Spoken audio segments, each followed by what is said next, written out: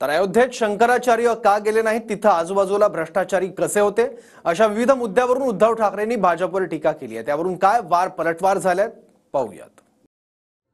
राम मंदिरापासून पुलवामापर्यंत अनेक मुद्द्यांवरून उद्धव ठाकरेंनी मुलाखतीद्वारे भाजपवर निशाणा साधला।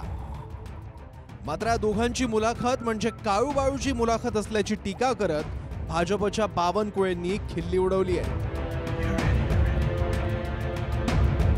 गेल्या 10 वर्षात मी मुद्दामून मोदी सरकार आता उल्लेख करतो, कारण मला मोदी सरकार नकोय, मला भारत सरकार पाहिजे। पण मोदी सरकारच्या थापा या उघड झालेल्या आहेत। आता मी भाषणातले मुद्दे काही इकडे मांडत नाही, पण त्यांनी 2014 साली, म्हणून मी या सरकारला गजनी सरकार म्हणतो, 14 साली ते जे काय बोलले ते 19 साली त्यांना आठवत नव्हतं, 19 साली काय बोलले ते आत्ता आठवत नाहीये, आज काय बोलतात ते उद्या आठवणार नाहीये। उद्धव ठाकरे मुलाखत देतात, संजय राऊत हे मुलाखत घेतात, काळूबाळूचा तमाशाच आहे। संपादकांनी किंवा मीडियाच्या प्रतिनिधींनी खुल्याम विचारलेल्या प्रश्नाचे उत्तर नाही आहे। काँग्रेसनी त्यांच्या जाहीरनाम्यामध्ये ज्या पद्धतीने हिंदू द्वेष तयार केला आहे, उद्धव ठाकरेंचा संपूर्ण समर्थन काँग्रेसच्या जाहीरनाम्याला आहे, आणि म्हणून महाराष्ट्रामध्ये जनता ही उद्धव ठाकरेला मत देणार नाही। बघा, नरेंद्र मोदींनी कधी पत्रकार परिषद घेतली का? नरेंद्र मोदी सध्याच्या मुलाखती देतात त्या मॅनेज मुलाखत आहे। 10 वर्षात त्यांनी कधी कोणाला मुलाखत दिली नाही। त्यांचं एक प्रिय कुठली तरी एजन्सी आहे, ANI वगैरे, त्या बाई त्यांची मुलाखत घेत असतात। या प्रभावी मुलाखती आल्या सामनामध्ये की बावनकुळेसारख्या लोकांच्या पोटामध्ये दुखणं स्वाभाविक आहे, कारण लोकांवर प्रभाव पडतो सामनाचा, मुलाखतीचा। आमची अशी भूमिका एक जाहीर पत्रकार परिषद घ्या, जशी उद्धव ठाकरे घेतात, राहुल गांधी घेतात, शरद पवार साहेब घेतात, आणि पत्रकारांच्या प्रश्नांना उत्तरं देण्याची हिंमत मोदीजींनी दाखवावी। विरोधक असं म्हणतात की उद्धव ठाकरे यांचा अभिमन्यू झाला, म्हणजे शिवसेना फोडली आणि शिवसेनेमध्येच मारामाऱ्या लावण्याचा प्रयत्न केला, राष्ट्रवादी फोडली, म्हणजे कुटुंब फोडतायत, कुटुंबात कलह लावतायत, पक्षामध्ये भांडणं लावतायत। हे तर सगळं कौरवांचंच काम आहे ना। ही कौरव नीती जी आहे ती कौरव नीती शेवटी हारणार आहे। बघा, मला असं वाटतं की वैयक्तिक उद्धव ठाकरेंना कधी त्रास होणार नाही।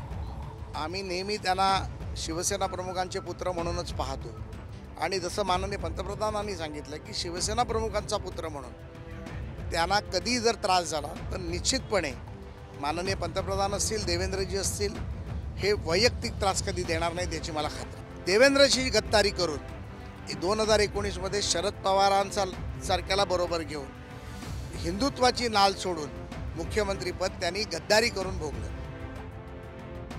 आज आम्हीच खरी शिवसेना असं म्हणणारे जे लोक राज्यकर्ते आहेत, त्यांची शिवसेना म्हणजे ए संशी, म्हणजे त्यांचं जो पूर्ण नाव आहे मी घेऊ पण इच्छित नाही। जसं माझं उद्धव बाळासाहेब ठाकरे हे नाव घ्यायला त्यांना लाज वाटते म्हणून ते शॉर्ट फॉर्म करतात, तसं त्यांच्या शिवसेनेचं नाव आहे ए संशी। म्हणजे एक तर तुम्ही गद्दारी करून ज्या राजकारणातल्या आईशी तुम्ही हरामखोरपणा केला, म्हणजे राजकारणात जन्म देणाऱ्या शिवसेना या आईच्या खुशीवरती तुम्ही वार तर केलाच, आणि ही गद्दारी ही महाराष्ट्रात नाही चालणार। उभाटा गटाने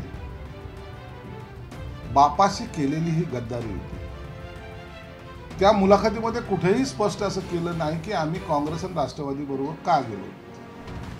ते मुलाखतीमध्ये जेव्हा असं म्हणतात तर त्या टायमाला माझ्यासारख्याला सुद्धा आश्चर्याचा धक्का बसतो। अहो, तुम्हाला गाडायची गरज काय? तुम्ही स्वतःच्या खड्ड्यात स्वतःच खोदलाय। उभाटा गट फुटला कसा? तर तो मुलाखत घेणारा त्याला जर हा प्रश्न विचारला असता तर त्याने सांगितलं असतं की याचं श्रेय सर्वस्वी मला जातं, झालेल्या चुकाचं कुठंही तुम्हाला पश्चाताप झालेला दिसत नाही। महाराष्ट्रातले अनेक उद्योगधंदे मोदीजीने आपल्या गावी म्हणजे गुजरातला नेले, महाराष्ट्रात येणारे उद्योगधंदे हे गुजरातला नेले, आणि महाराष्ट्रामध्ये बेकारी वाढते, बेरोजगारी वाढते, सगळं काही वाढते। हा जो एक राग आहे की आम्ही तुम्हाला दिलं होतं, तुम्ही आमचा का घात केलात, महाराष्ट्राचा का घात केलात। आज जसे मोदी संपूर्ण राज्यभर फिरतायत, आता मला वाटतं ते कुठल्या तरी गल्लीमध्ये किंवा बोळामध्ये रोड शो सुद्धा करतील, आणि त्यांनी करावा। महाराष्ट्राचं प्रेम आणि आशीर्वाद त्यांना 10 वर्ष मिळाले, आता महाराष्ट्राचा शाप काय असतो हा मोदीजीने अनुभवावा। 14 ते 19 सत्तेचे सहभागी होते, 19 ते 22 मुख्यमंत्री होते, 7.5 वर्ष सत्ता उपभोगली. त्यावेळेला उद्योग बाहेर चालले, उद्योग आत आले, हे कळलं नाही का? महाराष्ट्र 14 ते 19 एक नंबरला उद्योग आणण्यामध्ये होता. 19 ते 22मध्ये जे उद्योग बाहेर गेले ह्यांच्या नाकर्तेपणामुळे गेले आणि 22 नंतर आत्तापर्यंत 24पर्यंत महाराष्ट्रात जेवढे उद्योग आले तेवढे उद्योग कुठल्याही राज्यात गेलेले नाही. मोदी टीका करतायत किंवा अमित शहा टीका करतायत की उद्धव ठाकरे त्या प्राणप्रतिष्ठा सोहळ्यासाठी उपस्थित राहिले नाहीत. शंकराचार्य का नव्हते?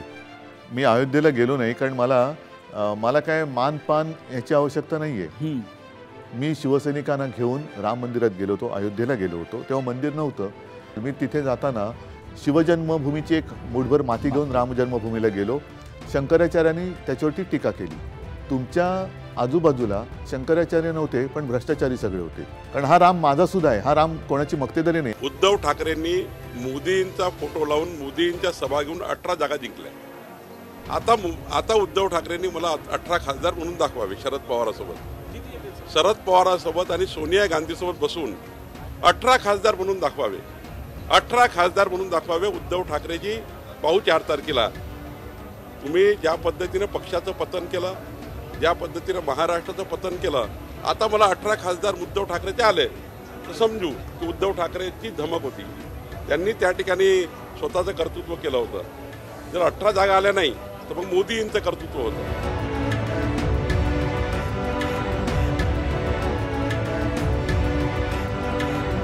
Bureau report, TV9 Marathi.